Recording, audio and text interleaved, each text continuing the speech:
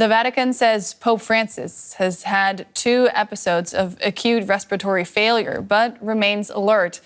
The pontiff has been battling a severe respiratory infection that has triggered other complications. He was admitted to Rome's Gemelli Hospital on February 14th and has been hospitalized since. It's the longest Francis has been out of the public eye in his 12 years as Pope. The Vatican said the latest setbacks were caused by mucus accumulating in his lungs, and that his condition required the use of non-invasive mechanical ventilation. Let's go to journalist Alina Trabbattoni in Rome for the latest. Alina, what more can you tell us about the Pope's condition right now?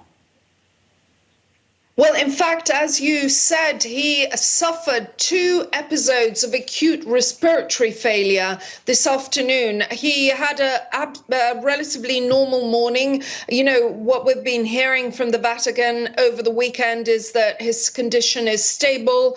He has been out of his bed and reading newspapers and also, having coffee, interacting. He sent an Angelus message for the, important traditional Sunday prayer yesterday, calling for prayers and support and, attention to be given to areas, war-torn areas around the world, including Israel, Gaza, Lebanon, Myanmar, Sudan, and the like. So, whilst it had been very much on the positive side, this afternoon was quite a shock for everyone, because basically he had 2 other very severe similar cases. One last Friday, where he basically, it involved vomiting and him having inspired the vomit into his lungs,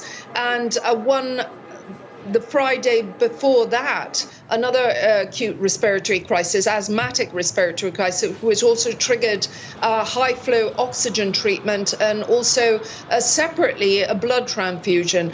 But the good news is that doctors say that despite the sort of worrying news today, they say his blood count levels, his overall health levels are stable. So that means, blood count levels are stable. He doesn't have a fever. So in theory, no infection in the body. So the hope is the mucus that is accumulating in his lungs is simply his return to normal life and his recovery. Yeah, we've seen a faithful turnout to the hospital, pray for him. What can you tell us about how Catholics, maybe not only in Rome, but around the world, are dealing with this situation?